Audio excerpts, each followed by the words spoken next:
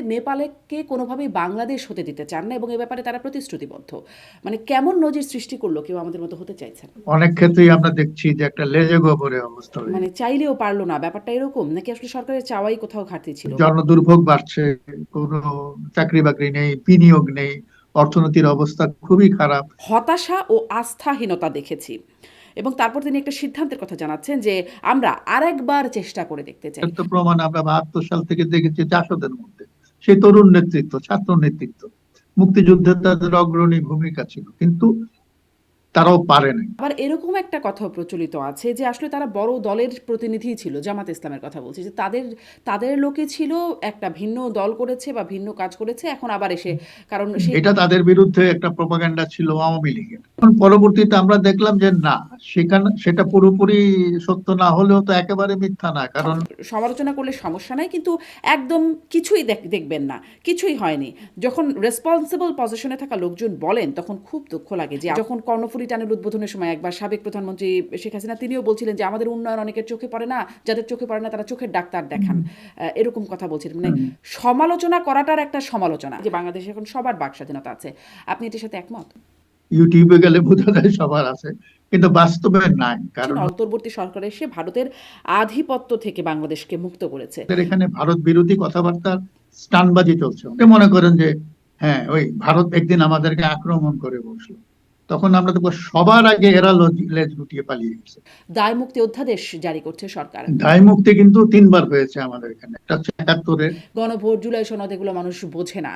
এগুলো আমেরিকা থেকে উপরতলার লোক এসে, শিক্ষিত লোকেরা এসে করে দিয়ে গেছে। না, সরকার পরিচালনা করতে পারে। অতীতে যে কয়েকবার আমাদের দেশে গণভোট হয়েছে, প্রত্যেকবারই তো সরকার গণভোটের পক্ষে রায় চেয়েছে।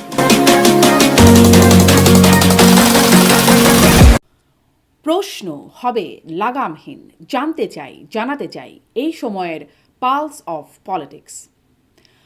গণঅভ্যুত্থানের পর প্রধান উপদেষ্টার দায়িত্ব নিয়ে ডক্টর ইউনূস বলেছিলেন, আমরা একটা সুযোগ পেয়েছি, বাংলাদেশ সারা বিশ্বে নজির সৃষ্টি করবে, প্রেরণা যোগাবে। সরকারের প্রায় ১.৫ বছর পূর্তিতে প্রশ্ন ওঠে, আসলে কেমন নজির সৃষ্টি হলো যখন নেপালের অন্তর্বর্তীকালীন সরকার প্রধান বলছেন নেপালকে কোনোভাবেই বাংলাদেশ হতে দেয়া যাবে না। আর গণঅভ্যুত্থানের মাস্টার মাইন্ড খ্যাত সাবেক উপদেষ্টা মাহফুজ আলম মানুষের হতাশা এবং আস্থাহীনতার কথা স্বীকার করে বলছেন, আমরা আরেকবার চেষ্টা করে দেখতে চাই। অন্যদিকে আইন উপদেষ্টা আসিফ নজরুল সরকারের সমালোচনায় দুঃখ পাবার কথা জানিয়ে দাবি করেন, অন্তর্বর্তী সরকার এসে ভারতের আধিপত্য থেকে বাংলাদেশকে মুক্ত করেছে। যদি সত্যিই মুক্ত হয়, তবে হাদি হত্যাকাণ্ডের পর ইনকিলাব মঞ্চ, জামাত, শিবির, এবি পার্টির মতো দলগুলো কেন আঙ্গুল তুলল ভারতীয় আধিপত্যবাদের বিরুদ্ধে?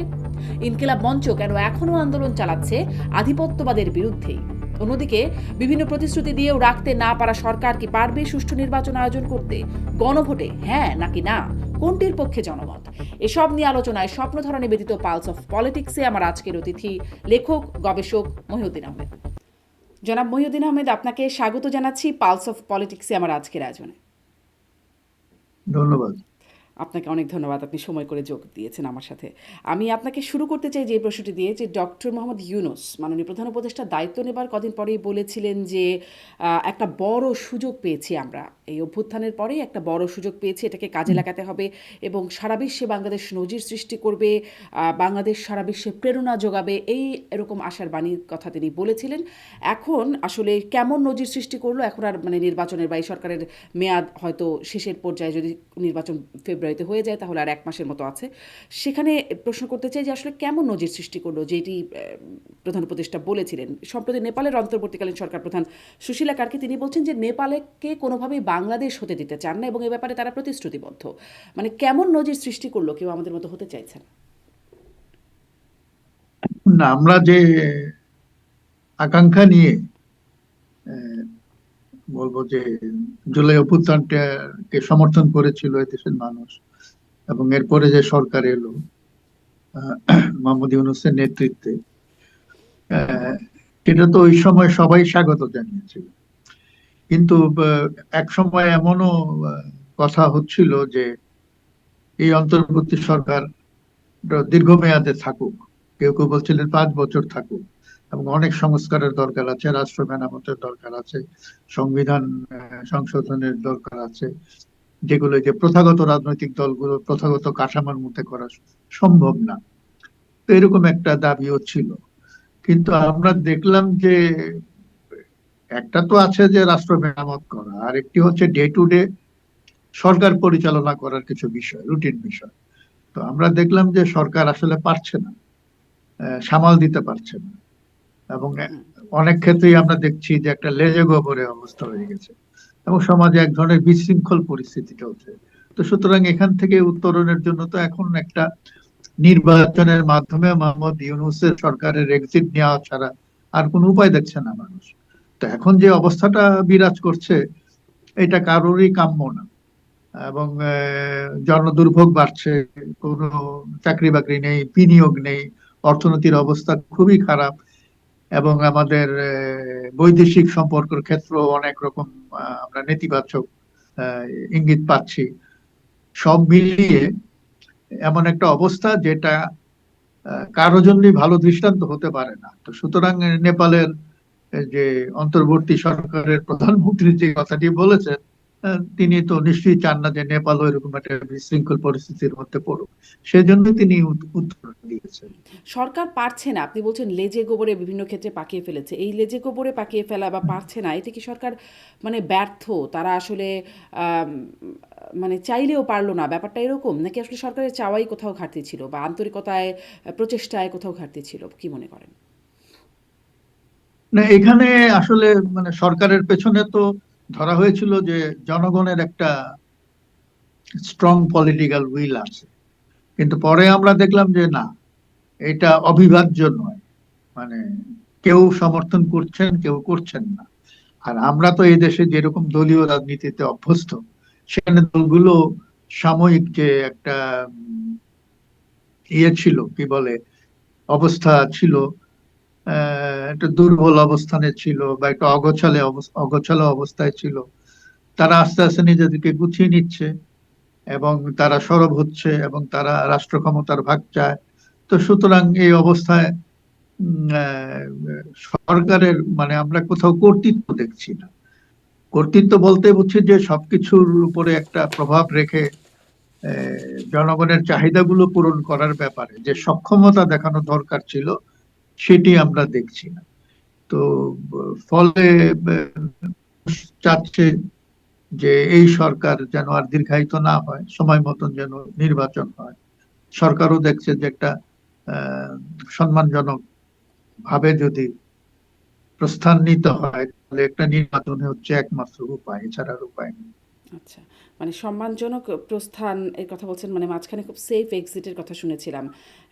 এই এইটাই। জি, এটাই সেই সেফ এক্সিট। জি, জি। সেফ এক্সিট মানে সম্মানজনক প্রস্থান, আচ্ছা, আচ্ছা, সম্মানজনক। নিরাপদ প্রস্থান আচ্ছা, আর কি। নিরাপদ নিরাপদ তো প্রস্থান। জি। ধরেন, হ্যাঁ, জি। আচ্ছা, সেই নিরাপদ সেটাই। প্রস্থানের জন্যই সরকার এখন চেষ্টা করছে বলে আপনি বলছেন। মানে আমরা যেটা বলছেন, আপনি বলছিলেন লেজের উপরে পাকিয়ে ফেলছে বা সরকার বিভিন্ন জায়গায় পারে নাই।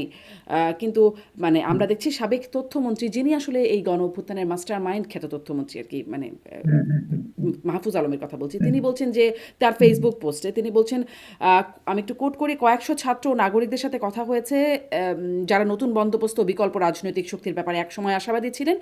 তাদের হুম। সাথেই কথা হয়ে যাদের সাথেই কথা হয়েছে তাদের মধ্যে এরকম হতাশা ও আস্থাহীনতা দেখেছি।" এবং তারপর তিনি একটা সিদ্ধান্তের কথা জানাচ্ছেন যে, "আমরা আরেকবার চেষ্টা করে দেখতে চাই।" মানে তার এই যে ফেসবুক পোস্ট, আপনি কি মনে করেন যে তার মধ্যে একটা স্বীকারোক্তি আছে যে তারা এই দফায় ব্যর্থ হয়েছেন, আরেকবার চেষ্টা করতে চান? মানে এরকমটা মনে হয় খানিকটা। আপনার কাছে কি এরকম মনে হচ্ছে কিনা? এবং আরেকবার চেষ্টা করে দেখবার মতো সুযোগ বা পরিস্থিতি আছে কিনা? না, তিনি যে মাস্টার মাইন্ড, এই কথাটা তো মোহাম্মদ ইউনূসের মুখ থেকে আমরা শুনেছি। এই যে পুরো জুলাই আন্দোলন ধরে তো আমরা তার কথা সেভাবে শুনি নাই। আমরা অনেকে তার নামও শুনি নাই, পত্রিকাতেও তার নাম ছাপা হয় নাই। ইউনূস সাহেব বলেছেন তিনি মাস্টার মাইন্ড, সেই হিসাবে আসছে। কিন্তু আমরা, তিনি যতদিন সরকারে ছিলেন ততদিন তো তার কোনো মানে ক্যারিশমা দেখি নাই, কার্যকারিতা দেখি নাই। এখন এরা আহ, মানে জুলাই অভ্যুত্থানের সামনের দিকে যে তরুণরা ছিলেন, তারা অনেকে মিলে একটি দল করেছেন, নতুন দল এনসিপি, যেটা তো সবাই জানো নাই। হুম। তো সেই দলের সঙ্গেও তিনি আছেন, পেছনে আছেন এরকম ধরা হয়। কিন্তু পেছনে আছেন, সরাসরি আছেন দলটাকে, বলে নাই। হুম। হ্যাঁ, না যাই হোক, হুম, মানে যে যাই বলুক, এটা তো তাদেরই লোক। তো এখন নানান কারণে হয়তো কেউ বলে আমি নাই বা আমি দূরে আছি, কিন্তু এগুলো তাদের কৌশলও হতে পারে, কিন্তু মানুষ ধরে নেয় সে তাদেরই লোক। তো তিনি তো দলটাকেও তো দলটাও তো উঠে দাঁড়াতে পারলো। এই ধরনের অবস্থায় দল তৈরি করতে হলে তাদের তাদের যদি একটু ইতিহাস নিয়ে পড়াশোনা থাকতো সামান্যতম, তাহলে তারা দেখতো এই দেশের রাজনৈতিক দলগুলো কিভাবে গড়ে ওঠে এবং আন্দোলনের মধ্য দিয়ে যে একটা দল গড়ে উঠতে পারে এটার তো প্রমাণ আমরা ৭২ সাল থেকে দেখেছি জাসদের মধ্যে। সেই তরুণ নেতৃত্ব, ছাত্র নেতৃত্ব, মুক্তিযুদ্ধে তাদের অগ্রণী ভূমিকা ছিল, কিন্তু তারাও পারে নাই। কিন্তু তারা চেষ্টা করেছিল একটা দল হিসাবে দাঁড়াতে, দলীয় ভাবে তারা নির্বাচনও করেছিল এককভাবে, এবং ২৪০টা আসনে তারা প্রার্থী দিয়েছিল, যদিও সুবিধা করতে পারে নাই। কিন্তু এই এনসিপি এরা তো দলীয় ভাবে নির্বাচন করার সাহসই দেখাতে পারছে না। তো ফলে যেটা হলে, দল হিসাবে দাঁড়াতে হলে সংগঠনের যে শক্তি বাড়াতে হয়, তার বিস্তৃতি ঘটাতে হয়, তৃণমূলে সংযোগ স্থাপন করতে হয়। এগুলো করার জন্য তো সবচেয়ে ভালো হচ্ছে একটা নির্বাচনে যাওয়া, নির্বাচনে গেলে সেই জনসংযোগটা ভালো হয়। কিন্তু তারা নিজস্ব শক্তিতে নির্বাচন করার সাহসই পায়নি। তো তারা বড় একটা দলের সঙ্গে, তারা বলছে এটা কৌশলগত জোট, কিন্তু আমরা তো মনে হয় এগুলো হচ্ছে যে আমাদের এখানে যে জোটের রাজনীতি আমরা দেখেছি, একটা বড় দলের পক্ষপটে গিয়ে ছোট ছোট দলগুলো নিজেরা কিছু সুবিধা নেয় এবং বড় দলগুলো কিছুটা সুবিধা পায়। তো সেই অবস্থাতেই তারা গেছে, ফলে একটা দল হিসাবে দাঁড়ানোর যে সুযোগটা ছিল এনসিপির সামনে, সেটা হয় নাই। এবং এটা হয়তো তারা রিয়েলাইজ করেন করেন বলেই হয়তো এই তিনি এমন কথা বলেছেন যে আরেকবার চেষ্টা, কিন্তু ইতিহাস তো বারবার একই ব্যক্তিকে সুযোগ দেয় না, তাই না? তো আমার মনে হয় পরিস্থিতি যদি বদলায়, চালচিত্র পাল্টে যায়, নতুন কোনো প্রবণতা হয়তো আমরা দেখব। জি। আপনি বলছেন যে মানে বড় দলের সাথে থাকার চেষ্টা করছে, এটা কৌশল হিসেবে হতে পারে। আবার এরকম একটা কথাও প্রচলিত আছে যে আসলে তারা বড় দলের প্রতিনিধিই ছিল। জামাতে ইসলামের কথা বলছি। যে তাদের লোকে ছিল, একটা ভিন্ন দল করেছে বা ভিন্ন কাজ করেছে, এখন আবার এসে, কারণ সেই এখানে মিয়া গোলাম পরোয়ারের সেই বক্তব্য যে জন্ম নিয়েই বাপের সাথে পাঙ্গা দিও না, এরকম একটা বক্তব্য তার ছিল, বা পাল্লা দিতে এসো না। মানে এই যে বাপের সাথে যে সম্পর্ক, এরকম একটা বিষয় আলোচনা আগে থেকেই ছিল যে তারা একই, আসলে একই রসুনের কোয়াটা একই জায়গায়। এই বিষয়টাও আলোচনায় ছিল, এখনো আছে। আসলে আপনি কি মনে করেন এটির যৌক্তিকতা আছে, এই যে কথাগুলো হয়? না, আমি তো সেভাবে প্রমাণ দিতে পারবো না এরা তাদের লোক ছিল। এটা তাদের বিরুদ্ধে একটা প্রপাগান্ডা ছিল আওয়ামী লীগের। আওয়ামী লীগ তো এক পর্যায়ে এসে ধরে নিয়েছিল সবই জামাত শিবিরের ষড়যন্ত্র, কারসাজি, হুম। এবং এক পর্যায়ে তাদেরকে নিষিদ্ধ করা হয়েছিল। তো এখন পরবর্তীতে আমরা দেখলাম যে না, সেটা পুরোপুরি সত্য না হলেও তো একেবারে মিথ্যা না, কারণ আমরা দেখছি যে ছাত্রলীগের মধ্যে যারা ছিল তারা অনেকেই এখন এনসিপির মধ্যে, এবং শিবিরের মধ্যেও অনেককে দেখি যারা একসময় ছাত্রলীগ করেছিল।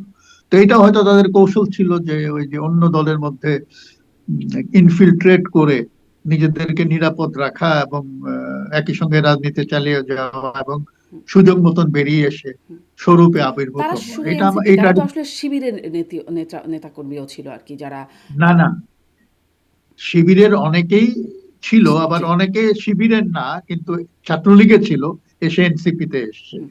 তো কেউ শিবিরের, কেউ হয়তো শিবিরের না। তো এই যে এটা এটা আমাদের দেশের রাজনীতিতে আগেও আমরা দেখেছি। কমিউনিস্ট পার্টি যখন নিষিদ্ধ ছিল, তারা আওয়ামী লীগের ভেতরে ইনফিলট্রেট করত, তারা ন্যাপের ভেতরে কাজ করত। তারপরে তারা আবার অনেক সময় টিকতে পারতো, অনেক সময় টিকতে পারতো না। তো এই জিনিসটা আছে, এই যে মানে এটা একটা আত্মরক্ষার কৌশলও হয়, আবার এটা ক্যামোফ্লেজ করার এই আপনি যে কি মনে করেন ব্যাপারটা। এখন এই কৌশলটা আওয়ামী লীগও নিতে পারে? কারণ মানে আওয়ামী লীগও এখন তাদের রাজনীতি, বস্তুত তারা নিষিদ্ধই একটা দল। না, আওয়ামী লীগ এটা তো নিবে, কারণ কথা হচ্ছে যে ইতিমধ্যে দুটো বড় দল তো দলের নেতারা তো প্রকাশ্যে বলেছেন যে আওয়ামী লীগের ভালো লোকরা এলে তারা তারা শেল্টার দেবেন, হুম। তাদের সঙ্গে কাজ করবেন। তো ভোটের রাজনীতিতে আওয়ামী লীগের যে একটা ভ্যালু আছে, এটা তারা অ্যাকনলেজ করেন বলে এই কথাটি বলছেন। মানে হ্যাঁ, সেটা তো হচ্ছে প্রকাশ্যে নেবে। আর মানে আমি বলছিলাম যে গুপ্ত বা ইনফিলট্রেটেড, আপনি যে শব্দটি ব্যবহার করছিলেন, এরকমভাবে গুপ্ত থেকে রাজনীতি করছে কিনা আওয়ামী লীগ, সেটাও কি করছে কিনা? আপনি বিভিন্ন গুপ্ত রাজনীতির উদাহরণ দিচ্ছিলেন। এটা হতেও পারে অনেকেই, কারণ আওয়ামী লীগ তো এক দুইজনের দল না, অনেক দল। তো হুম, শেখ হাসিনা তার কিছু সাঙ্গপাঙ্গ নিয়ে চলে গেছে ভারতে, কিছু লোক হয়তো আত্মগোপনে আছে, কিছু লোক গ্রেপ্তার আছে, কিন্তু এর বাইরেও তো তাদের হাজার হাজার লোক আছে। জি। তো তারাও হয়তো এভাবে আহ, একটা আত্মরক্ষার কৌশল হতে পারে যে তারা অন্যান্য দলের ভেতরে সঙ্গে, অনেকেই আছে রাজনীতি ছেড়ে দেয়, আবার অনেকে আছে রাজনীতির সবটা মেটে না তাদের, আমৃত্যু। হুম, তো রাজনীতি করতে হইলে তারা কোনো না কোনো দলের সঙ্গে জুটে যাবে এবং তারা থাকবে, এবং যদি কখনো পরিস্থিতি অনুকূল হয় তাহলে তারা আবার হুম। নতুন মানে তাদের আসল রূপে ফিরে এই যে আসবে। রাজনীতি করতেই হবে, মানে কোনো না কোনোভাবে বলছিলেন। আমরা দেখছি মুক্তিযোদ্ধারাও এখন জামাতে যাচ্ছেন, যারা আসলে খুব শক্তভাবে জামাতের বিরোধিতা করতেন, তাদের যখন মানে ভিন্ন রাজনৈতিক হুম, হুম, দলগুলো করতেন। হুম, হুম, এখন হুম, হুম। মানে অন্তত অলি আহমেদ, আরও একজন রাজনীতিক, বিএনপি রাজনীতিক, তারা প্রবীণ হুম, রাজনীতিক, তারা জামাতে গেছেন। হুম, মানে হুম, হুম। আপনার কি মনে হয় এই রাজনীতি করতেই হবে দেখে করছেন, নাকি তাদের কি উদ্দেশ্য থাকতে পারে? না, আমরা তো এই দুজনের কথাই হ্যাঁ, জানি, হ্যাঁ। মেজর তাই না? আখতারুজ্জামান আর জি তো অলি আহমেদ। আখতারুজ্জামান এবং অলি আহমদ, তারা দুজনেই, আখতারুজ্জামান তো অনেকবার বিএনপি থেকে বহিষ্কৃত হয়েছেন, আবার গেছেন, আবার হুম। বহিষ্কৃত হয়েছেন। 5 বার। তো বিএনপি আর তাকে ওন করে না, তারও আর জায়গা নাই বিএনপিতে। ওই যে আজীবন রাজনীতি করার ইচ্ছা, এবং হুম, হুম, রাজনীতি করলে ক্ষমতার স্বাদ পাওয়া যায়, সেই ক্ষমতার লোভ একটা থেকেই, সেজন্য তিনি এ, হয়তো তিনি সেই হিসাব কষেই জামাতে গেছেন। আর অলি আহমদ, তারও একই অবস্থা, তিনি বিএনপিতে টিকতে পারেন নাই, আমার মনে আছে। তার পক্ষে বিএনপিতে ফেরার সম্ভব না। তিনি ওই 1/11 সময়ে বা ওর পরপরই একটা বক্তব্য দিয়েছিলেন তারেক রহমান সম্বন্ধে, যে মা যদি খারাপ হয় ছেলে ভালো হবে কিভাবে, এটা পত্রিকা ছাপা হয়েছিল, হুম। ব্যানার হেডিং হয়েছিল। তার মানে একই সঙ্গে তিনি খালেদা জিয়া এবং তারেক রহমানকে আঘাত করেছিলেন এই কথাটি বলে। তো সুতরাং তার তো আর মুখ নাই সেখানে ফিরে যাওয়ার। তো এখন তাকে যদি রাজনীতির মাঠে নিজের অস্তিত্ব বজায় রাখতে হয়, নিজের ক্ষমতায় তো সম্ভব না। তার যে দলটা আছে, এলডিপি, হুম, এটার তো কোনো মানে ইয়ে নাই, মানে এটার তো কোনো ভিত্তি নেই। হুম, তো এখন আমার মনে আছে একটা নির্বাচনে, এটা সম্ভবত 2001-এই হবে, তিনি দুটো আসনে দাঁড়িয়েছিলেন চিটাগাং থেকে। একটিতে তিনি জিতেছিলেন, আরেকটিতে জামাতের প্রার্থী জিতেছিলেন। তো সুতরাং তার ওইখানে জামাত, তার এলাকায় জামাত খুবই শক্তিশালী। তো তিনি হয়তো নিজে এবার বোধহয় নির্বাচন করছেন না, তার ছেলে করছে সম্ভবত, হুম, আমি যতদূর জানি। তো ছেলে যদি এই সংসদে যেতে পারে এই আশায় জামাত, এখন যেহেতু জামাতে দুজনেই গেছেন, তো জামাতের পক্ষে তো কিছু সাফাই গাইতে হয়। আর তাদের তো হারাবার আর কিছু নাই, তারা তো সব মানে মান সম্মান তাদের যা আছে, এটার হারানোর কিছু নাই। তো এই অবস্থায় জাস্ট টিকে থাকা আর কি। জি। আমি বলছিলাম উপদেষ্টা সাবেক উপদেষ্টা মাহফুজ আলমের কথা। আরেকজন উপদেষ্টা যিনিও এই গণ-অভ্যুত্থানের ছাত্রদের শিক্ষক গুরু হিসেবে ছিলেন, উপদেষ্টা আসিফ নজরুল, আইন উপদেষ্টার কথা বলছি। তিনি গেল 10 জানুয়ারি একটি আলোচনা সভায়, পলিসি ডায়ালগ একটি, সেখানে তিনি বলেছেন, মানে যেটির কথা মাহফুজ আলম স্বীকার করছেন, সেই সমালোচনার কথা, যে তিনি আস্থাহীনতা দেখেছেন মানুষের সাথে, যাদের সাথে কথা বলেছেন, হতাশা দেখেছেন। এই সমালোচনাটাকে তিনি অ্যাকনলেজ করছেন। অন্যদিকে আসিফ নজরুল তিনি বলছেন, আমি তাকেও কোট করি, এখন 10টা জিনিসের মধ্যে সরকার যদি 4টা জিনিস করে, সেই 4টা স্বীকার করে বাকি যে 6টা করতে পারে নাই, সেটার জন্য সমালোচনা করলে সমস্যা নাই, কিন্তু একদম কিছুই দেখবেন না, কিছুই হয়নি।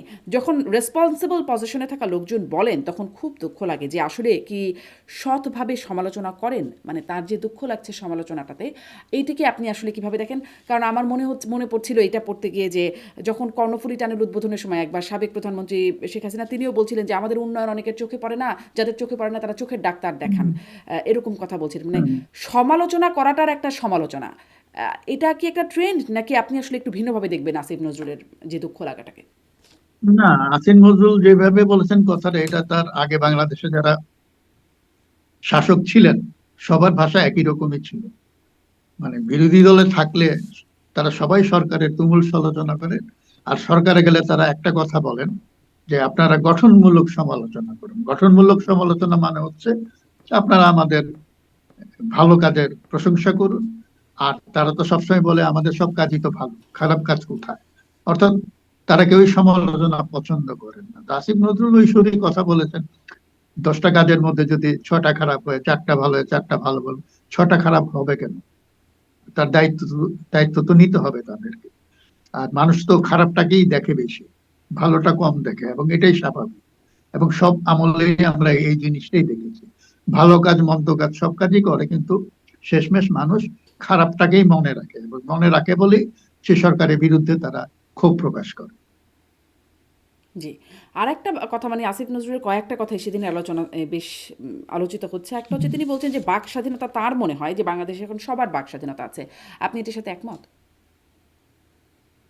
না, বাক স্বাধীনতা ফেসবুকে গেলে বোঝা যায় সবার আছে, ইউটিউবে গেলে বোঝা যায় সবার আছে, কিন্তু বাস্তবে নাই। কারণ হচ্ছে যে বাস্তবে আমরা যেটা দেখি যে অনেকেরই মানে স্বাধীনতা হুমকিতে পড়ে। যে নতুন একটা ফেনোমেনন আমরা যেটা দেখছি, সেটা হচ্ছে যে অবক্রেসি আমরা যেটাকে বলি। আপনার কথা পছন্দ হলো না, তো আপনার উপরে আমি দলবল নিয়ে চড়াও হয়ে গেলাম। তো এই এই জিনিসটা হচ্ছে, এবং এই জিনিসটাকে অনেকেই আশকারা দিয়েছে, প্রশ্রয় দিয়েছে এই কথা বললে যে এটা হচ্ছে প্রেসার গ্রুপ, এবং এটা সরকারের উঁচু মহল থেকে এটা দেওয়া হয়েছে।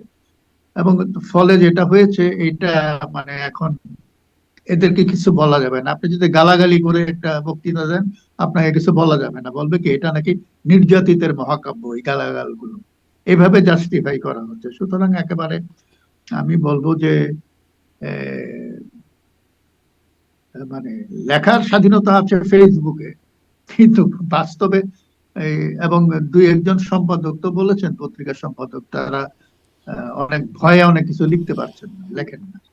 জি। এবং সম্প্রতি যে দুটি দৈনিক পত্রিকায় আগুন দেওয়া হলো, সেটা তো আগুন দেওয়ার জন্য প্রকাশ্যে উস্কানি দেওয়া হয়েছে, এবং যারা উস্কানি দিয়েছে তাদের অনেকের সাথে সরকারের ভালো সম্পর্ক আছে একটা অংশের সঙ্গে, এবং তারা তো বহাল তবিয়তেই আছে উস্কানি দেওয়ার পরে। সবাই তো জানে কারা উস্কানি গুলো দিয়েছে, তাদের বিরুদ্ধে তো কোনো ব্যবস্থা নেওয়া হয়নি, তাই না? তো সুতরাং এই যে বাক কিন্তু একটা স্বাধীনতা, মজার সেই ব্যাপার হচ্ছে, অর্থে এমনকি বলবো প্রথম যে আলো, ডেইলি স্টার, তারাও তাদের বিরুদ্ধে মামলা করে নাই, মানে মামলায় তাদের নাম উল্লেখ করে নাই। না, না, নাম আপনি তো শিওর না হয়ে মানে তারা সবাই কেন করে জানে, না আমি জানি না। সবাই জানে, সবাই দেখছে, কিন্তু এটাও একটা ভয়, এটাও একটা ভয়। পুড়িয়ে দেওয়ার পরে যেটুকু আছে সেটুকু গুড়িয়ে দিবে হয়তো বা, হুম, জি, তাই না? সেখানেও ভয় আছে। জি, জি, কারণ হচ্ছে যে এই যে মব বা উশৃঙ্খল জনতা, এইটা কিন্তু বেশি লোক লাগে না, 50-60 জন 100 জন হলে। আমি দেখেছি এটা, যে 32 নম্বর বাড়িটা যেদিন ভাঙা হয়, বুলডোজার নিয়ে যাওয়া হয়, সেদিন হয়তো হার্ডলি 30-40 জন লোক সেখানে গিয়ে এই যে ইট ভাঙছিল, রড নিয়ে যাচ্ছিল, গেট নিয়ে রিক্সায় করে ভাগছিল, জিনিসপত্র চুরি করছিল। বেশি না, 30-40 জন। সেখানে হয়তো দাঁড়িয়ে দাঁড়িয়ে ছবি তুলছে, মজা দেখছে আরো হাজার খানেক লোক। সেখানে কয়েকশো পুলিশ মিলিটারির লোকও ছিল, কিন্তু এটাকে বাধা দেওয়ার মতন লোক কেউ ছিল না। থাকলেও তারা ভয়ে বের হয়, এই ভীতিটাই হচ্ছে সমস্যা আর কি। তো এখানেও তাই আমরা দেখি যে অনেকেই এটা পছন্দ করছেন না, কিন্তু বাধা দেওয়ার জন্য যে ধরনের, মানে একটা মব যেভাবে যেতে পারে, সাধারণ মানুষ তার শিক্ষা, তার রুচি, তার সৌজন্যবোধ, এটা দিয়ে তো সে ওইটা করতে পারে না। কাজে মবের সাথে লড়তে যা কোনো ভদ্রলোকের কাজ না। হুম। মানে বাক স্বাধীনতার বিষয়ে প্রশ্ন করছিলাম, আপনি বলতে বলতেই মনে পড়লো ডেইলি স্টারের সম্পাদক, তিনি বলেছেন যে বাক স্বাধীনতা দূরের কথা, বেঁচে থাকার স্বাধীনতাই এখন প্রশ্নবিদ্ধ, বেঁচে থাকার স্বাধীনতাই নাই। আর মানে শুধুমাত্র মব, ধরেন সাংবাদিক আনিস আলমগীরকে যে গ্রেপ্তার করে নিয়ে যাওয়া হলো, মানে তিনিও কথা বলেছেন, ফেসবুকেও লিখেছিলেন এবং কথা বলেছিলেন। দেশ বিদেশ থেকে বিভিন্ন আন্তর্জাতিক সংস্থা সমালোচনা করলো, সম্পাদক পরিষদের নিন্দা জানালো, কিন্তু মানে সেটার কোনো আমলে নেওয়া হলো না। আপনি এই বিষয়টা কিভাবে দেখলেন? মানে আরও সাংবাদিকরা গ্রেপ্তার হয়েছে, না, অতীতেও অনেক তালিকা আমরা দেখেছি। না, এটা দেখছি, আমরা দেখছি যে ওই যে বিভিন্ন টক শোতে, বক্তৃতা বিবৃতিতে তারা অনেকেই সরকারের সমালোচনা করছেন, এবং তারা আহ, বিগত সরকারের পক্ষে কথাবার্তা বলছেন। তো সরকারের সমালোচনা এক জিনিস, আর বিগত সরকারের, যে সরকার পতন হয়েছে তার পক্ষে কথা বলার অন্যরকম অর্থ দাঁড়ায়। তারা এটা করতে গেছেন, করতে গিয়ে তারা অনেকেই মানে আহ, অনেক মানুষের সমর্থনও পেয়েছেন, যারা, এবং অনেকের বিরাগ ভাজনও হয়েছে। ফলে ওই সুযোগটা সরকার নিয়েছে তাদেরকে গ্রেপ্তার করার, বলতে যে না তারা তো ফ্যাসিস্টের দোসর এই হিসাবে। কিন্তু তারপরেও আমি কয়েকজনের কথা আমরা জানি, আপনিও জানেন, যে তারা বিগত সরকারের পক্ষে বলছেন কিন্তু, এবং এই সরকারের সমালোচনা করছেন, কিন্তু তারা গ্রেপ্তার হচ্ছেন না। তো বোঝা যায় যে এখানে অন্য রকমের যোগাযোগও থাকতে পারে। মানে আপনি আসলে বিষয়টা কি সমর্থন করেন যে সন্ত্রাস বিরোধী আইনে বিগত সরকারের সমর্থন বা এই সরকারের সমালোচনা ইত্যাদি ইত্যাদি কারণে সন্ত্রাস বিরোধী আইনে গ্রেপ্তার করার যে মানে বিষয়টা দেখছি, সেটা কি আসলে আপনি সমর্থন করেন? না, এটা সমর্থন বিরোধীদের ব্যাপার না। আমি গত 5.5 দশক ধরে যে জিনিসটা দেখছি, প্রতিহিংসা রাজনীতি। তো সুতরাং যে যখনই ক্ষমতায় থাকে সে ভিন্ন মতকে দমন করে, নানান ভাবে করে। তো এটা সব সময় হয়ে যাচ্ছে, সব সরকারই এটা করে আসছে। তো সুতরাং এটা নতুন কিছু না, আমরা ওই প্রবণতা থেকে বেরিয়ে আসতে পারি। একদম স্পষ্ট আপনার মন্তব্য স্পষ্ট। আর আসিফ নজরুলের মন্তব্যগুলো নিয়ে কথা বলছিলাম, আরেকটু কথা বলি। তিনি বলছেন যে অন্তর্বর্তী সরকার এসে মানে তাদের সফলতার বড় একটা জায়গা হিসেবে তিনি উল্লেখ করছেন অন্তর্বর্তী সরকার এসে ভারতের আধিপত্য থেকে বাংলাদেশকে মুক্ত করেছে। মানে কিভাবে মুক্ত হলাম, কতটা মুক্ত হলাম, মানে শুনে তো ছিলাম যে সকল গোলামের চুক্তি ভারতের সাথে সেগুলো নাকি প্রকাশ করা হবে, বাতিল করা হবে বিভিন্ন ক্ষেত্রে, কিন্তু তার কতটা হলো আসলে আপনার কাছে এই স্টেটমেন্টটা সম্পর্কে একটু আপনার বিশ্লেষণ জানতে চাই। কিভাবে আমরা এগুলিকে ভারতের আমার কাছে জি এগুলিকে বাগাড়ম্বর মনে হয়, মনে না। আমাদের এখানে ভারত বিরোধী কথাবার্তার স্টানবাজি চলছে অনেকদিন ধরে। আমি জানি, ধরেন একটা তর্কের খাতিরে একটা কথা বলি, যে মনে করেন যে হ্যাঁ ওই ভারত একদিন আমাদেরকে আক্রমণ করে বসলো, তখন আমরা দেখবো সবার আগে এরা লেজ গুটিয়ে পালিয়ে গেছে। আমি একদম নিশ্চিন্ত নির্দ্বিধায় এই কথাটা বলতে পারি। যারা যত বেশি হম্বিতম্বি করে তারা এই কাজটাই করে। এটা করে দেশে একটা উন্মাদনা, একটা জিগির তৈরি করছে তারা, জিঙ্গুইজম। এটা থেকে তারা হয়তো, আমি জানি না, কোনো পলিটিক্যাল বেনিফিট হয়তো তারা নিতে চায়। অর্থাৎ ভারত বিরোধিতা রাজনীতি, এই কার্ডটা কিন্তু আমাদের দেশে বহু বছর ধরে চলে আসছে। এবং কিন্তু এটাতে ভারত বিরোধিতা তো আমার করার দরকার নেই। ভারত আমাকে সম্মানের চোখে দেখবে কখন? যখন আমি সেটা আদায় করতে পারবো আমার সক্ষমতা দিয়ে। আমার যদি সেরকম শক্তি থাকে, তাহলে তো আমাকে তারা খাটাতে আসবে না। আর আমি যদি দুর্বল হই, তাহলে তো তারা এটা করবে।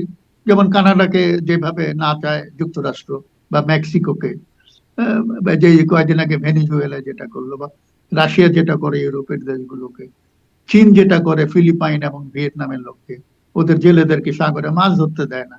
তো এরকমই হচ্ছে এখানে, বড় দেশগুলো এগুলি করে। এখন এটা থেকে বাঁচার উপায় হচ্ছে যে আমাদের শক্তি বাড়ানো। তা আমরা তো ওই যে ওরে ভাঙ্গা ফেলাবো, ওরে খতম করব, এগুলি বলে তো আমার শক্তি বাড়বে না। আমার শক্তি বাড়াতে হলে তো স্টানবাজি বন্ধ করে আমার শক্তি বাড়ানোর দিকে নির্দেশ দিতে হবে। সেটার জন্য যেটা দরকার, আমাদের দেশের অর্থনীতির ভিত মজবুত করা, আমাদের আহ, মানে যুদ্ধ করার সক্ষমতা বাড়ানো। এবং এই যুদ্ধ করার সক্ষমতা বাড়ানোর জন্য সবার আগে দরকার অর্থনৈতিক ভিত মজবুত করা। আপনি দেশের মানুষকে না খাইয়ে তো আর সেনাবাহিনী বড় করতে পারেন না, যেটা পাকিস্তান করেছে, করে তো আমরা আবার পাকিস্তান আরেকটা থেকে বাজে বিমান অবস্থা কিনছি, করে মানে গেছে। আমরা সেটিকে কি মনে হয় সক্ষমতা বাড়ানোর প্রচেষ্টা হিসেবে এই একটা কার্যকর? এই বিমান চালিয়ে, এই বিমান চালিয়ে আমরা কি করি? আমরা তো 72 সাল থেকেই মিগ কিনছি, তো এটা আমাদের কি কাজে লাগে? আমি তো এই জিনিসটা বুঝি না। হ্যাঁ, মাঝে মধ্যে বিমান বাহিনীতে যারা আছে তারা প্র্যাকটিস করে, কিন্তু আমার কাছে পুরোটাই মনে হয় একটা মানে মানে আমি বুঝি না এটা করলো কেন। আমাদের প্রায়োরিটিটা কি? আমরা কি দেশের সব মানুষকে শিক্ষিত করি, তাদের কর্মসংস্থানের ব্যবস্থা করি, অর্থনীতি একটা ভালো জায়গায় নিয়ে যাই? আমরা নেট ইম্পোর্টিং কান্ট্রি এখন।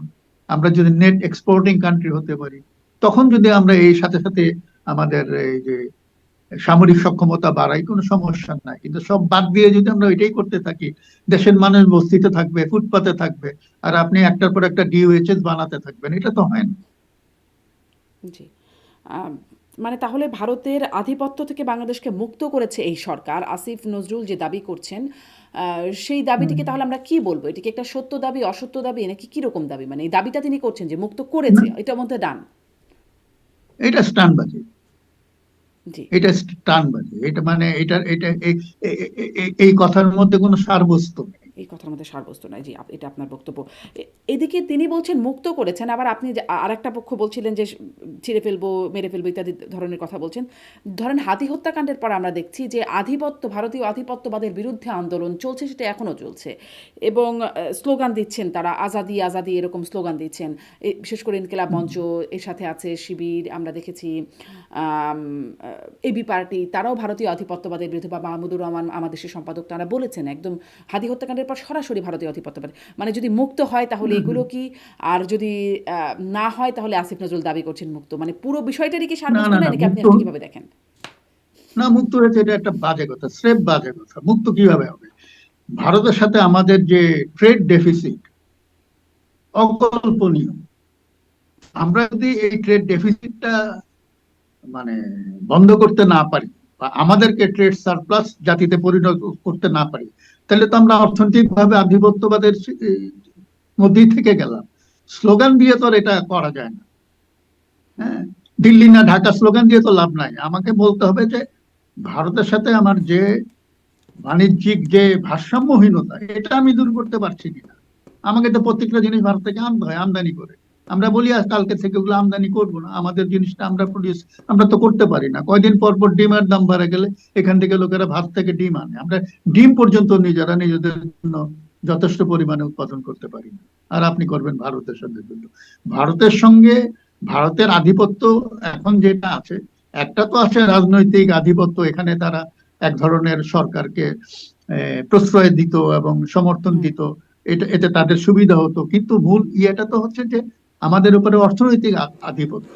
তো সেটা থেকে আমরা মুক্ত হব কিভাবে? স্লোগান দিয়ে তো হওয়া যাবে না, তাই না? তো সেটার জন্য নেট, আমাকে যারা এই কথাগুলো বলে তাদেরকে বলতে হবে যে এই বাংলা ভারতের সাথে আমাদের যে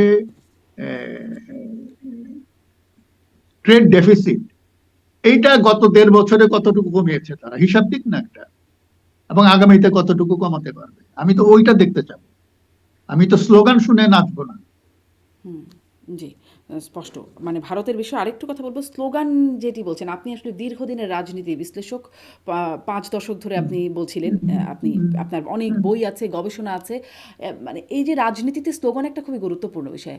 স্লোগানের যে একটা বিবর্তন হলো, এখন যে অবস্থা স্লোগানের, আপনি আসলে এটাকে কিভাবে দেখেন? ধরেন দুটা দিক আমি যদি একটু উল্লেখ করি, আপনি যদি এই প্রসঙ্গে একটু বলেন, যে একটা হচ্ছে যে বিভিন্ন ভিনদেশি ভাষা, বিশেষ করে আরবি, উর্দু, ফার্সি শব্দের ব্যবহার, ইনকিলাব, ইনসাফ, আজাদি, এই শব্দগুলো ব্যবহার হচ্ছে, আপনি এটাকে কিভাবে দেখেন?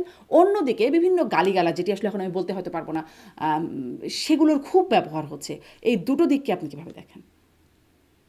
না, এটা তো আছে আমাদের দেশে, তো এই জিনিসটা বরাবরই ছিল, এই দ্বন্দ্বটা, যে মানে বাংলা ভাষায় ওই তৎসম শব্দের ব্যবহার বেশি হবে না আরবি ফার্সি শব্দের ব্যবহার বেশি হবে।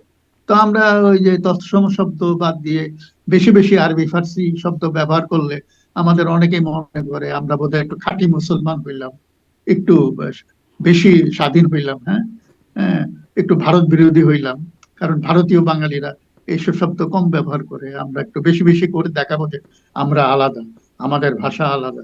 কিন্তু এটা একটা থাকে, কিন্তু কথা হচ্ছে যে আপনি ভাষা বলুন, সংস্কৃতি বলুন, যাই বলুন না কেন, অর্থনৈতিক দিক দিয়ে যদি আমরা স্বয়ংভর না হই, আহ, তাহলে এগুলো এগুলো হচ্ছে জাস্ট স্রেফ রেটরিক। আমি এই এই যে শব্দগুলি বলছেন যে আজাদি, ইনসাফ, এগুলি তো ভারতীয় এই শব্দগুলো ব্যবহার করে। আপনি বলতে পারেন যে ভারতীয় বাঙালিরা হয়তো করে, অবাঙালিরা তো করে। আমরা পানিকে জল বলি, জল বললে সমস্যা হয়ে যায়, কারণ এটা আমাদের প্রধান দ্বন্দ্ব হচ্ছে ভারতীয় বাঙালিদের সঙ্গে। কিন্তু ভারতের মেজরিটি লোক হচ্ছে অবাঙালি এবং তারা পানি ব্যবহার করে এবং আমরা সেই শব্দটা ব্যবহার করি। দুটোরই উৎপত্তি হচ্ছে সংস্কৃত। তো সুতরাং অনেকেই আছে এতটাই মূর্খ যে তারা শব্দের উৎপত্তিও জানে না যে কোনটা কোথা থেকে এসেছে। তারা একটা বলে দিল, তারা ভাবলো যে আজাদি বললে মনে হইলো যে এটা। তো এটা তো ভারতীয় কমিউনিস্ট পার্টির স্লোগান ছিল 1952 সালে, ইয়ে আজাদি ছুটা হয় লাখো ইনসান ভুকা হয়। তো সেখানে আজাদিও আছে, ইনসানও আছে।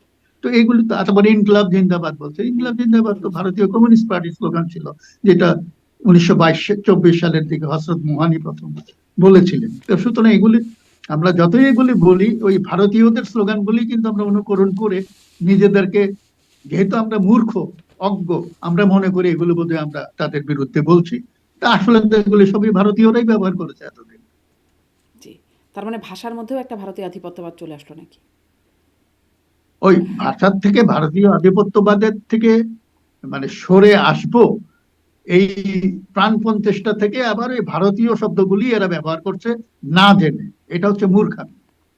জি।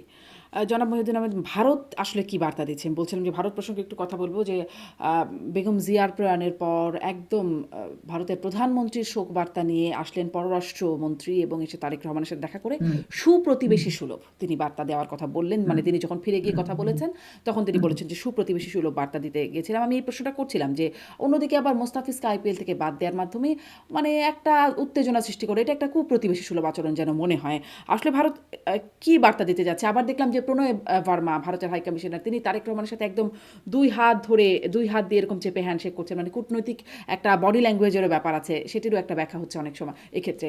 মানে কি মনে হয় ভারত আসলে কি বার্তা দিতে চাইছে? না, এখানে ভারতের ভারতের বার্তা তো স্পষ্ট।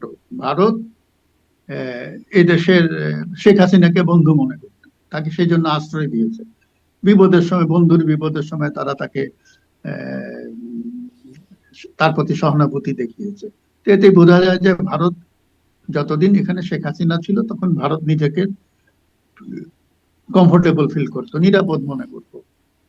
এখন হাসিনা চলে যাওয়াতে সে অনেক নিরাপদ বোধ করছে। তো এটাই তার বার্তা। সে চায় এখানে এমন একটা অবস্থা আসুক, এমন একটা সরকার হোক যে যাকে নিয়ে ভারত তার নিরাপত্তা নিয়ে দুশ্চিন্তা করবে না। এটাই হচ্ছে ভারতের বার্তা। তো সেটা নানান ভাবে তারা দেয়। এখন কতগুলো আছে যে আনুষ্ঠানিকতা, প্রোটোকল, এই যে খালেদা জিয়ার মৃত্যুর পরে যে শোক বার্তা নিয়ে আসা, এগুলো হচ্ছে সাধারণ শিষ্টাচারের ব্যাপার। কিন্তু মূল যে রাজনীতি, হুম। মানে ভারতীয় নেতৃত্বের শীর্ষ পর্যায়ে যে জিনিসটা কাজ করে, সেখানে তো কোনো হেরফের হয় না। হুম। মানে এটা কি খুব সাধারণ শিষ্টাচার? কারণ মানে না এখন বেগম জিয়া প্রধানমন্ত্রী ছিলেন, না বিরোধী দলীয় নেত্রী ছিলেন, না তার দল ক্ষমতায় আছে। মানে রাষ্ট্রীয়ভাবেও তো আসলে আসবার খুব মানে যে একটা বাধ্যবাধকতা বা বিষয়টা আছে তা না, তারা নাও আসতে পারতেন। না, না, এটা আসার যথেষ্ট কারণ আছে। কারণ আহ, খালেদা জিয়ার জন্য রাষ্ট্রীয় শোক ঘোষণা করা হয়েছিল। হুম, সুতরাং এবং পুরো ব্যাপারটা রাষ্ট্রই ম্যানেজ করেছে, তার দাফন কাফন সবকিছু। সুতরাং এটা একটা রাষ্ট্রীয় অনুষ্ঠান ছিল। তো রাষ্ট্রীয় অনুষ্ঠানে এই রাষ্ট্রাচার মেনে এগুলো করা হয়। এটা অনেক দেশেই হয়। জি। আহ, আপনি কি মনে করছেন শুধুমাত্র বিভিন্ন, শিষ্টাচার এর বহিঃপ্রকাশ এটি? এর মধ্যে আসলে মানে আ হ্যাঁ, যেমন হুম, যেমন এই যে মনে করে যে মাদার টেরিসা সরকারের কেউ ছিলেন, হুম, তার মৃত্যুর পরে তো অনেক রাষ্ট্রের নেতাই তারা সেখানে গেছেন। তো এরকম যায়। ওই যে ম্যান্ডেলা যখন মারা যান, নেলসন ম্যান্ডেলা, তিনি তো তখন সরকারে ছিলেন না, সাবেক রাষ্ট্রপতি। তার জন্য অনেক দেশের রাষ্ট্রপতি গেছেন না। তো এটা হচ্ছে, এটাই আমি বলি যে এটা একটা রাষ্ট্রাচারের মধ্যেই পড়ে। এটা কোনো ইউনিক কোনো কিছু ঘটে নাই বাংলাদেশে। হুম। মানে তার মানে এর মধ্য দিয়ে আসলে কোনো বিশেষ বার্তা যে বিএনপিকে দিচ্ছে এরকম একটা অ্যানালাইসিস আছে, কিন্তু তেমনটি আসলে বলে আপনি মনে করেন না? না, থাকতেও পারে। সেটা হলো বিএনপির সঙ্গে ভারতের কি রকম সম্পর্ক, নেপথ্যে কথাবার্তা হচ্ছে না হচ্ছে, এটা তো আমি বলতে পারবো না। এটা ভারত সরকারও কখনো বলবে না, বিএনপি নেতারাও কখনো বলবে না হয়তো। আমি জানি না কোনো আলাপ আলোচনা হচ্ছে কিনা। কিন্তু আমি একটা জিনিস যেটা বলতে চাই, বাংলাদেশে ভারতের প্রতি নিরাপত্তার হুমকি এমন কোনো অবস্থা বা এমন কোনো সরকার আসুক, এটা ভারত চায় না। হুম। তো সুতরাং সেদিক দিয়ে তারা যদি দেখে হাওয়া বিএনপির দিকে, তাহলে তারা বিএনপির সঙ্গে তারা একটা সমঝোতার দিকে যেতেই পারে। সেক্ষেত্রে আসলে আওয়ামী লীগের অবস্থানটা কি? মানে এতদিন তো আওয়ামী লীগকে একতরফাভাবে ভারত সমর্থন করে এসছে। এখন আওয়ামী লীগ কি করবে বলে ধারণা করতে পারেন? তাদের যে অতীত ইতিহাস বা কি করার সক্ষমতা আছে এই বাস্তবতায়, বর্তমান বাস্তবতায়? আওয়ামী লীগ আপাতত আমি বলবো যে হাইবারনেশনে আছে, কারণ শেখ হাসিনা দলটাকে মেরে ফেলেছিল। তো সুতরাং শেখ হাসিনা যেখানে পালিয়ে গেছে এবং বিন্দু মাত্র কোনো অনুশোচনা তার মধ্যে নাই, সবকিছুকেই তিনি ষড়যন্ত্র হিসেবে দেখছেন। হুম, যে এই দেশের যে লাখ লাখ কোটি কোটি মানুষ তার পতন চেয়েছে এবং আন্দোলনে যারা শরিক হয়েছিল, এই যে 800 বা 1400 লোক যে তরুণ মারা গেছে আমরা বলছি, এরা কি সবাই বিদেশি রাষ্ট্রের এজেন্ট নাকি? এই যে বলে দিলি হইলো পুরাটা ষড়যন্ত্র। তো সুতরাং তাদের মধ্যে তো কোনো বোধোদয় নেই। তো সেই হিসাবে আমি মনে করি নিকট ভবিষ্যতে আওয়ামী লীগের ফিরে আসার কোনো সম্ভাবনা নেই। সম্ভাবনা একটা ছিল, 75-এর পরে তাদের যে কৌশলটা ছিল, একটু চুপচাপ যদি থাকতো তাহলে ধীরে ধীরে আওয়ামী লীগ হয়তো নিজেদেরকে রিঅর্গানাইজ করে মাঠে আসতে পারতো, কিন্তু তারা তো সেই সুযোগটা নেয় নাই। তারা ওই যে কনফ্রন্টেশনেই থাকতে চেয়েছে, এবং এখন তো তারা বের হতেই পারে না, বের হলেই মার খায়। হুম, জি। আপনি বলছেন যে কখনো রিগ্রেট করে না। কিন্তু তার যে আন্তর্জাতিক পত্রিকাগুলোতে শেখ হাসিনার সাক্ষাৎকার, সেখানে তিনি বলেছিলেন একটা কোথা মানে অনেকগুলো পত্রিকায় দিয়েছেন তো ঠিক মনে করতে পারছি না কোথায়, কোথায় বলেছেন। কিন্তু তিনি বলেছিলেন যে দমননীতির বিষয়ে যে তিনি রিগ্রেট করছেন, এবং তিনি একটা জায়গায় আবার আল্টিমেট রেসপন্সিবিলিটি তিনি অ্যাকনলেজও করেছিলেন। এর মাধ্যমে কি একটা মানে যে আপনি বলছেন যে কখনো কোনো রকম রিগ্রেট করে নাই, এর মধ্যে কি কোনো রিগ্রেটের বার্তা আসলে নাই? না, এগুলি তো মাঝে মধ্যে এগুলো বলে, কিন্তু বেসিক আমরা যে কয়েকটা তার অডিও রেকর্ড ফাঁস হতে দেখলাম, শুনলাম, তাতে তো মনে হয় না কোনো রিগ্রেট আছে। আর যেই লেখাগুলো পড়লাম এবং মানে আন্তর্জাতিক পত্রিকায় তার যে সাক্ষাৎকারগুলো লিখিত আকারে দেওয়া হলো সেটা। সাক্ষাৎকার দেওয়ার সময় তো এগুলো তো পত্রিকায় যখন সাক্ষাৎকার দেয় ফরমাল, তখন তো মনের কথা সব বলে না। হুম, আমরা অনেক সময় সাক্ষাৎকার কোট করি, এগুলি কি তার মনের কথা? মুখে হয়তো বলছে যে হ্যাঁ, আহ, হুম, অমুক রাজনৈতিক দলের অধিকার আছে আন্দোলন করার, আর তলে তলে হয়তো পার্টির ক্যাডারকে বলে দিল ওদেরকে শোয়ায় দেয় রাস্তায়, মেরে ফেলে, এটাই তো করে তারা। হুম, তো সুতরাং মুখে কি বললো সেটা ইম্পর্টেন্ট না, তারা বাস্তবে কি করে, তাদের আচরণ দেখেই বোঝা যায় যে সে দলটা আসলে কেমন। জি। তাদের আচরণে বুঝতে পারছেন যে আসলে তাদের কোনো রিগ্রেট নাই। হুম। জি, আমি একটু এই প্রশ্নেও আসি যে আপনি আপনি যেহেতু আপনার, আবারও বলি যে আপনার দীর্ঘ অভিজ্ঞতা, আপনি অনেক বিষয়ে ইতিহাসের জায়গায় বিশ্লেষণ করেন। দায় মুক্তি এর আগেও আমরা দেখেছি, এবারেও দেখা যাচ্ছে যে ধরেন অন্তর্বর্তী সরকার আসার পরপরই মানে স্বরাষ্ট্র মন্ত্রণালয় থেকে একটা বিবৃতি দেওয়া হয়েছিল যে জুলাই অভ্যুত্থানের পক্ষে যারা ছিলেন তাদের বিরুদ্ধে মামলা বা তাদের গ্রেপ্তারি হয়রানি করা যাবে না। এরপরে জুলাই ঘোষণাপত্র, জুলাই সনদেও এই তাদের দায় মুক্তির বিষয়টার ইঙ্গিত আছে বা বলা আছে। এবং তারপরে যে জুলাই কন্যা তাহরিমা সুরভি, তিনি চাঁদাবাজির মামলায় তাকে গ্রেপ্তার করা হলো। তারপরে হবিগঞ্জের মাহাদি, যিনি আসলে থানা পুড়িয়ে দেওয়া, পুলিশকে পুড়িয়ে মারার ক্রেডিট দাবি করলেন এবং আসামি ছাড়িয়ে আনতে হুমকি দিতে তিনি থানায় গিয়েছিলেন, তারপরে তাকেও গ্রেপ্তার করা হলো। তারপরে আবার এসে এই দায় মুক্তি, এই প্রেক্ষাপটগুলোর মানে ঘিরেই দায় মুক্তি অধ্যাদেশ জারি করছে সরকার। আইন উপদেষ্টা জানালেন এই বিষয়ে। আপনি আসলে এই বিষয়টিকে কিভাবে দেখেন, এবং আপনি যদি দায় মুক্তির ইতিহাস আসলে সেটি যদি জিজ্ঞাসা করি কতটা কার্যকর হয় এই দায় মুক্তিগুলো? দায় মুক্তি কিন্তু 3 বার হয়েছে আমাদের এখানে। একটা হচ্ছে 71-এর, আমি জানি 71-এর 25শে মার্চ থেকে 72-এর 30শে জানুয়ারি পর্যন্ত মুক্তিযোদ্ধাদের দায় মুক্তি দেওয়া হয়েছে।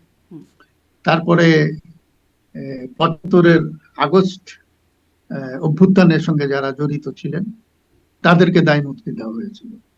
আর এই 24-এর আন্দোলনে যারা ছিলেন তাদেরকে দায় মুক্তি দেওয়া হলো। এই 3টা ঘটনা যদি আমরা দেখি তাহলে আমরা দেখবো যে 3টা ঘটনারই দুটো পক্ষ আছে, একটা জয়ী আর একটা হচ্ছে পরাজিত।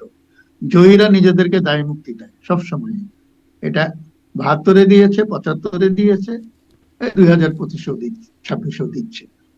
তো সুতরাং এটা মানে এটা ভালো খারাপ এটা আলোচনা করার কিছু নাই।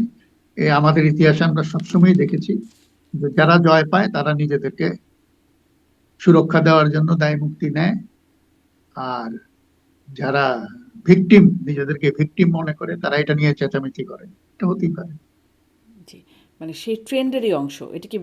আপনার মানে কিন্তু এই দায় মুক্তিগুলো কি না, মানে? আবার যদি 10 বছর পরে এই ধরনের একটা ঘটনা ঘটে, আরেকটা ঘটনা, তখন ওই জিনিসটা হবে, যেহেতু 3টা হয়েছে। হুম, ওই বলে ইতিহাসেই আমরা এটা দেখি, যারাই জিতে যায়, জয়ীরা নিজেদেরকে সুরক্ষিত রাখার জন্য অনেক কিছু করে। জি। শেষ প্রশ্ন করি জনাব মহিউদ্দিন আহমেদ। আমি আপনার সাথে এর আগেও আমার এই প্ল্যাটফর্মে দুবার কথা হয়েছে। প্রথম 10 মাস আগে একবার কথা হয়েছে, 5 মাস আগে একবার কথা হয়েছে। প্রথমে জিজ্ঞাসা করেছিলাম আপনি আসলে এই সরকারকে কত নাম্বার দিবেন, দ্বিতীয়বারেও জিজ্ঞাসা করেছিলাম, প্রথমবারে বলেন নাই, দ্বিতীয়বার একটা নাম্বার দিয়েছিলেন। এখন এসে যখন সরকারের মেয়াদ শেষে 1.5 বছর প্রায় হতে চললো, আপনি আসলে এই সরকারকে কত নাম্বার দেবেন? এখন আর নাম্বারের প্রশ্ন না, এখন কথা হচ্ছে যে সরকার যদি, যে 12ই ফেব্রুয়ারি নির্বাচন হবে, এই নির্বাচনটাতে মানে আমাদের দেশে যতটুকু সম্ভব শান্তিপূর্ণ আর কি। এটা তো আর আকাশ থেকে ফেরেশতারা নেমে আসবে না এটা শান্তিপূর্ণ নির্বাচনের জন্য।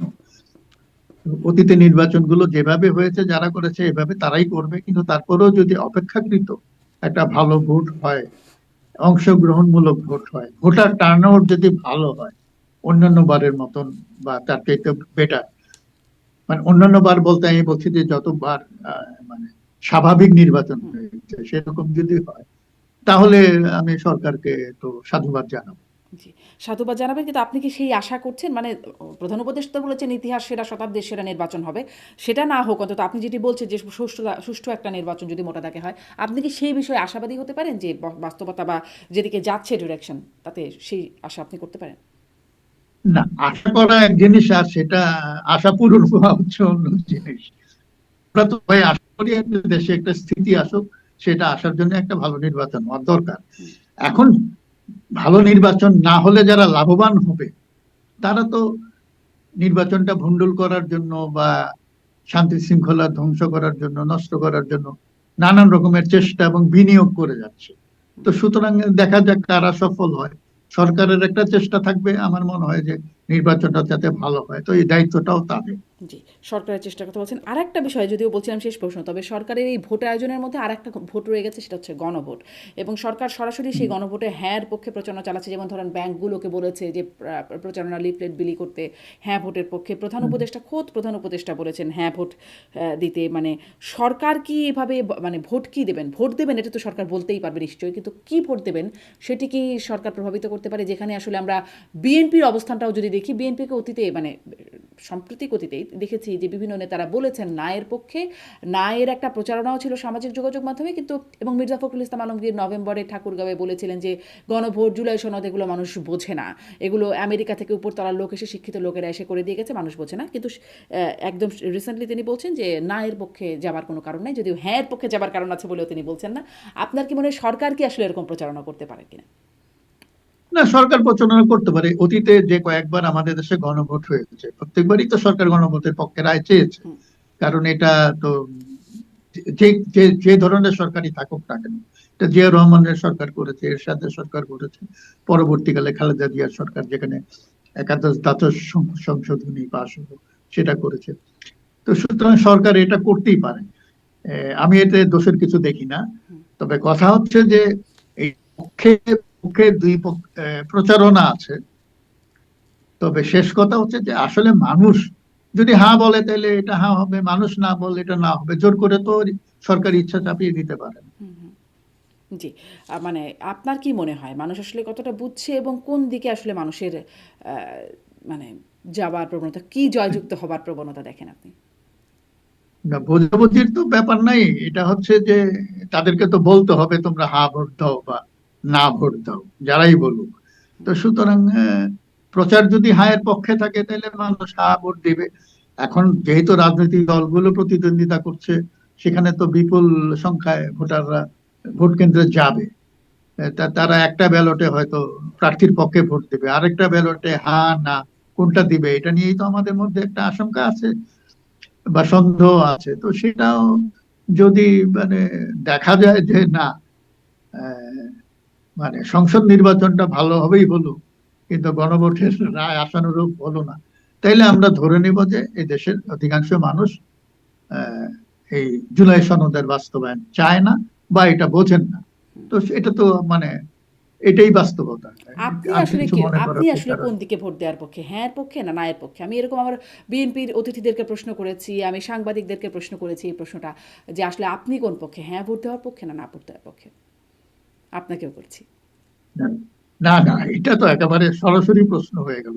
আমি যখন ব্যালটে আমি যখন দিব, এটা তো আমার গোপন ব্যাপার, আমি আপনাকে এটা কেন মানে বলতে সরকার তো যাব? প্রকাশ্যে হ্যাঁ এর পক্ষে বলছে, এটা কি করে আসলে গোপন না, হয়? বা দলগুলো সরকার প্রকাশ্যে চাচ্ছে হ্যাঁ তো বা না এটা। এর পক্ষে সরকার বলছে।